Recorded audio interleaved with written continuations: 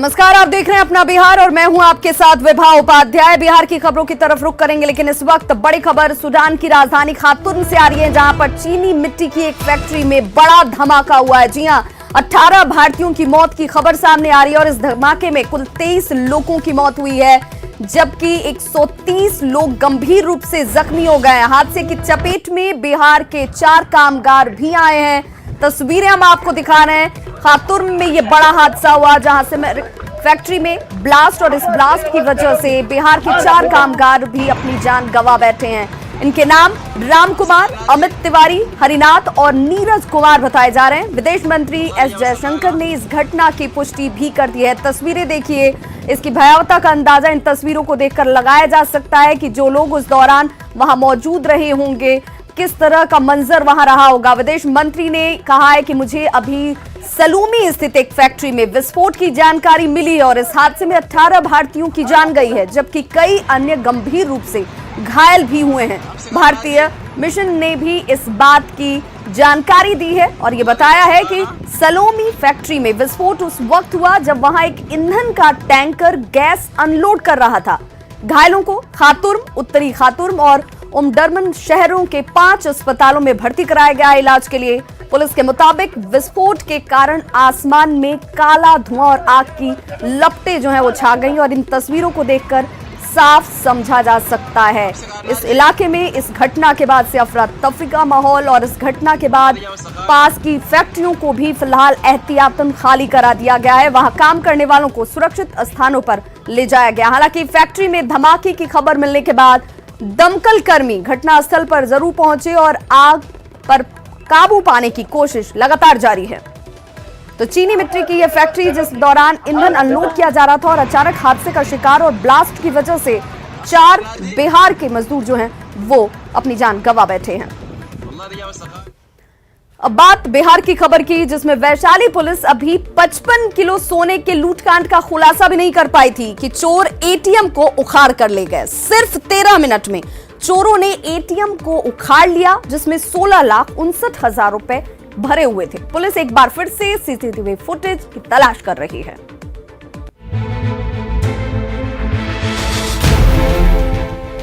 तारीख 4 दिसंबर 2019,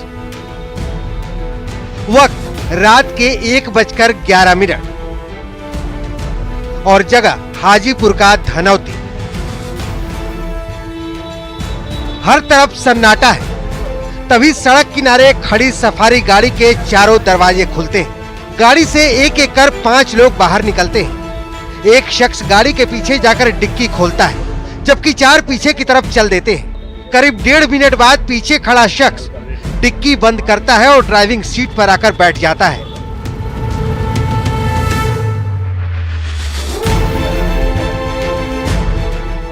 इसके बाद वहां से कुछ गाड़ियां भी गुजरती हैं।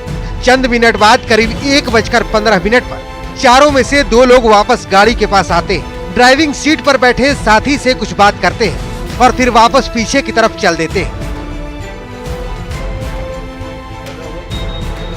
उनके जाते ही सफारी गाड़ी पीछे की तरफ चल देती है। थोड़ी दूर जाने के बाद ड्राइवर सड़क पर ही गाड़ी को मोड़ने लगता है और वहां कुछ हलचल दिखने लगती है। सवाल है कि वहां पर क्या हो रहा है, ये लोग इतनी रात को क्या कर रहे हैं? तो जवाब है चोरी। चोरी वो भी 1-2 रुपए की नहीं, पूरे 16,59,000 रुपए की। और इस चोरी के लिए बदमाशों ने पूरा एटीएम उखाड़ दिया और गाड़ी में रखकर लेते गए। इसमें लगभग 20 लाख कैश रखा गया था, जो कि अभी मशीन में 16,59,000 बचा हुआ है। जी हाँ, सही सुना आपने। हाजीपुर के औद्योगिक थाना क्षेत्र के धनौती में बदमाश करीब 13 मिनट में 16.5 लाख रुपए के साथ पूरा एटीएम उखाड़ ले गए। और पुलिस 13 दिन बाद भी हाजीपुर में दिन दहाड़े हुई 55 किलो सोने की लूट कांड का भंडाफोड़ तक नहीं कर पाई। अब एक बार फिर सोना लूटकांड की तरह एटीएम लूटकांड का सीसीटीवी फुटेज तलाशा जा रहा है।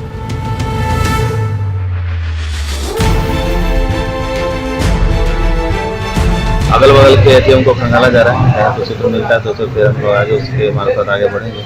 अभी पहचान होने की बात कुछ नहीं, अभी कुछ पहचान नहीं। बगल में एक सीसीटीवी कैमरा लगा है, उसमें आया है, देखा जाए अवलोकन किया जा रहा है। डीएसपी साहब, आप लोग देखते रहिए सीसीटीवी फुटेज, क्योंकि बदमाश तो अब पुलिस के बस में रहे ही नहीं। फिर भी सवाल है कि क्या सोना लूटकांड के बाद भी पुलिस नहीं जागी? क्या इस इलाके में पेट्रोलिंग नहीं होती?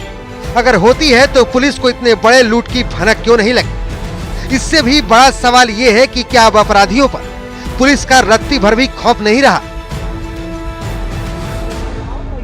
न्यूज़ 18 के लिए हाजीपुर से राजीव मोहन की रिपोर्ट।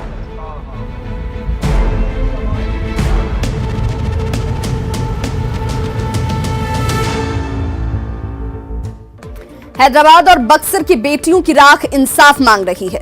दरिंदों ने घिनौना खेल खेलने के बाद उन्हें जला दिया था।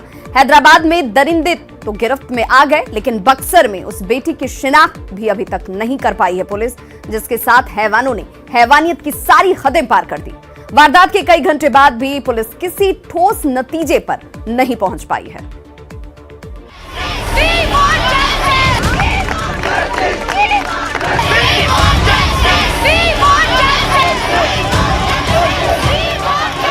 देश के कोने कोने में बेटियों की सुरक्षा के लिए संग्राम मचा है।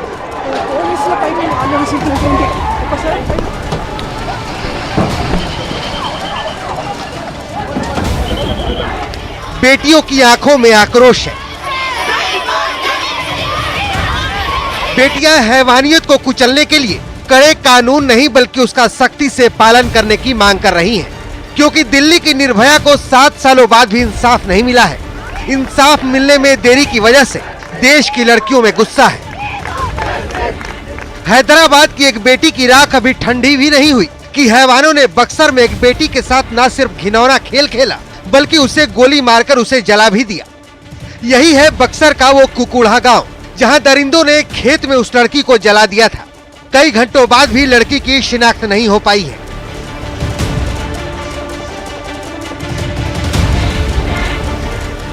अभी तक रेप की पुष्टि तो नहीं हो पाई है, पर हम लोग अभी सारे साक्ष्य को संकलित करने का प्रयास कर रहे हैं।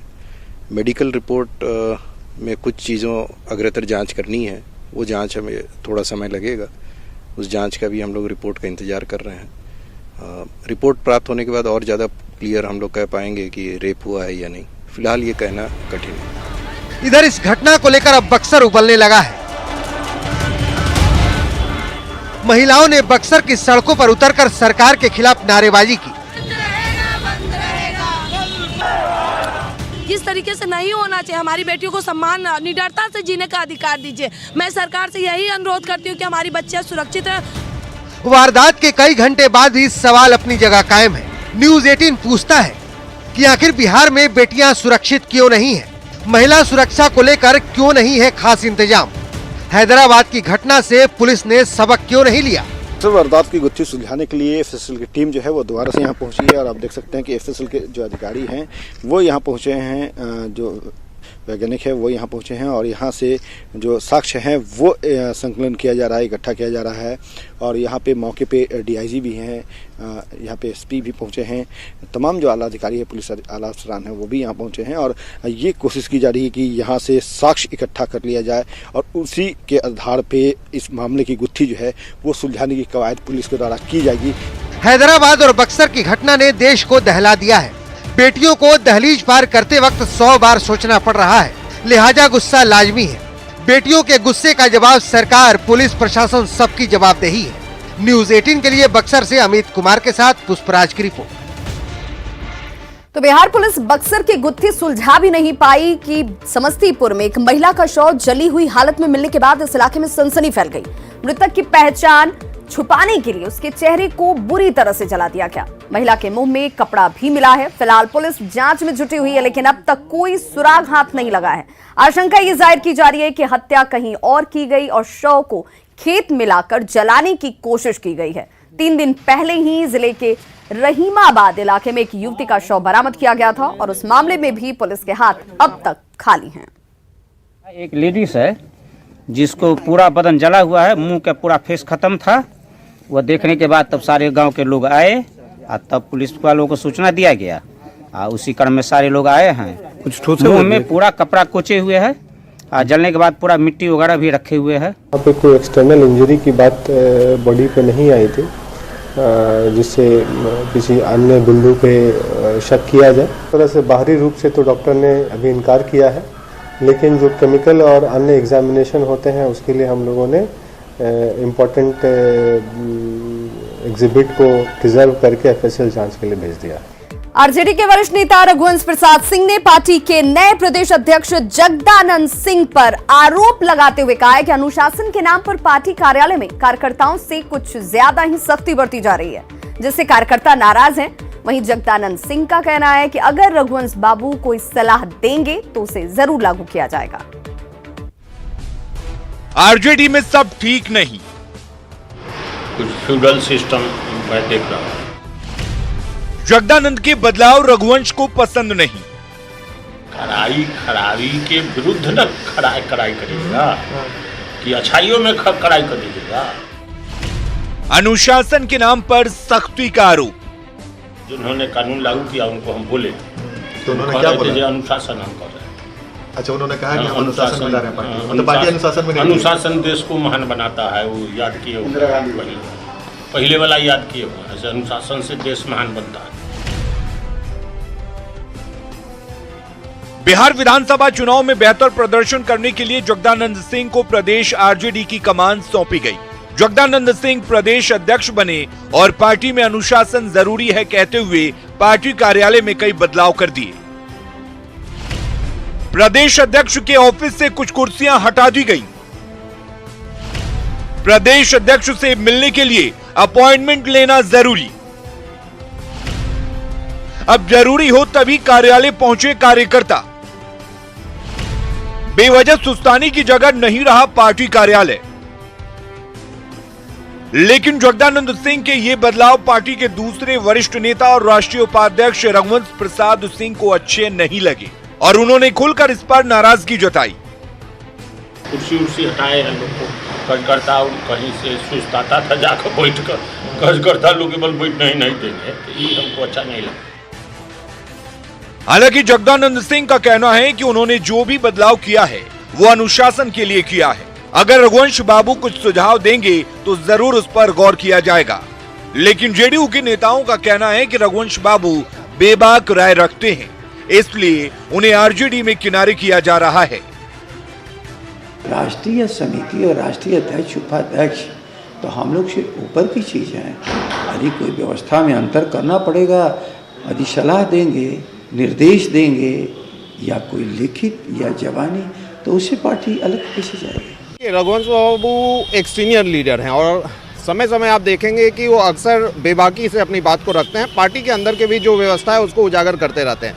निश्चित रूप से जिस तरह से उन्हें साइडलाइन किया गया है, चाहे तेजस्वी के तौर पे कहें या राजद के तौर पे उन्हें साइडलाइन किया गया है, अब उन्हें एहसास हो रहा होगा कि नए प्रदेश अध्यक्ष बने हैं, वो भी उनका वैल्यू नहीं दे रहे हैं, तो निश्चित रूप से वो कहेंगे।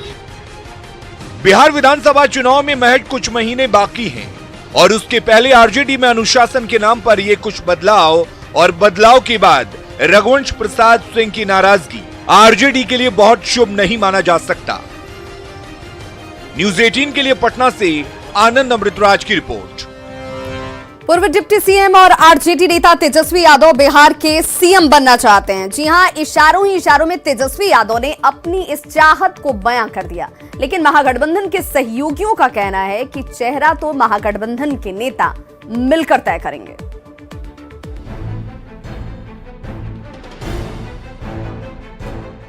लालू के छोटे लाल यानी तेजस्वी यादव सीएम बनना चाहते हैं।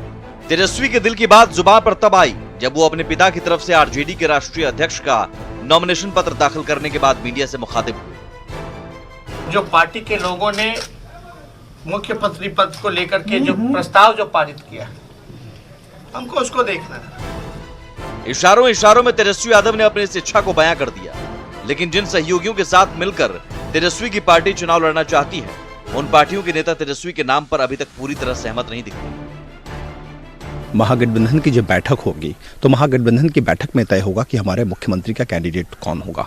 अभी तक महागठबंधन की बैठक में इस बात की पर मुहर नहीं लगी है कि मुख्यमंत्री का चेहरा हम किसको आगे करके बिहार विधानसभा का चुनाव लड़ाएंगे। निश्चित तौर पर आरजेडी के लोगों ने उन्हें सीएम प्रोजेक्ट किया है, इससे पहले वो डिप्टी सीएम रहेंगे, लेकिन अंततः महागठबंधन के तमाम दल मिलकर तय करेंगे कि महागठबंधन का सीएम कौन होगा।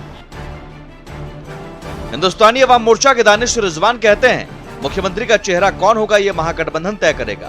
कांग्रेस के नेता भी कुछ ऐसा ही बोल रहे हैं और आरएलएसपी के उपेंद्र कुशवाहा तो काफी पहले से मुख्यमंत्री बनने का सपना देखते आ रहे हैं। सवाल है कि महागठबंधन के सहयोगियों की इच्छा के बगैर तेजस्वी का सपना साकार हो पाएगा।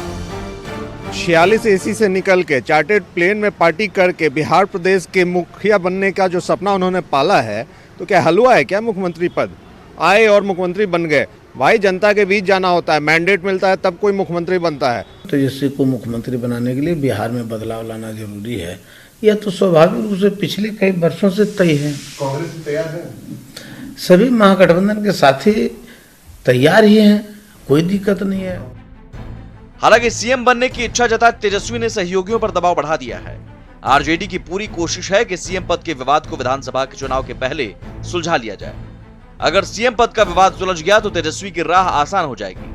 विवाद सुलझने के साथ ही महागठबंधन के घटक दलों के बीच तालमेल बनाना आसान हो जाएगा। यही नहीं, सीएम कैंडिडेट की तस्वीर साफ हो जाने के बाद चुनाव में जनता के बीच जाना आसान हो जाएगा और इसका फायदा सीधे महागठबंधन को मिलेगा। लेकिन फिर वही सवाल कि क्या तेजस्वी के नाम पर महागठबंधन के घटक दलों के बीच सहमति बनेगी? क्योंकि लालू चाहते तो तेजस्वी को राष्ट्रीय अध्यक्ष बनाकर ये मैसेज दे सकते थे कि तेजस्वी पार्टी के राष्ट्रीय अध्यक्ष बनने के लायक हैं, तो फिर सीएम पद संभालने के काबिल भी। लेकिन जब एक बाप को ही अपने बेटे पर भरोसा नहीं और बीमार होने के बावजूद अस्पताल से पार्टी चलाने को मजबूर है, तो फिर सियासी सहयोगी तेजस्वी पर कैसे भरोसा जताएं? न्यूज़ 18 के लिए पटना से आनंद अमृतराज के साथ ब्यूरो रिपोर्ट। जल जीवन हरियाली यात्रा पर निकले मुख्यमंत्री नीतीश कुमार ने पूर्वी चंपारण में 600 करोड़ की योजनाओं का शिलान्यास और उद्घाटन किया। साथ ही लोगों से पर्यावरण संरक्षण की अपील भी की।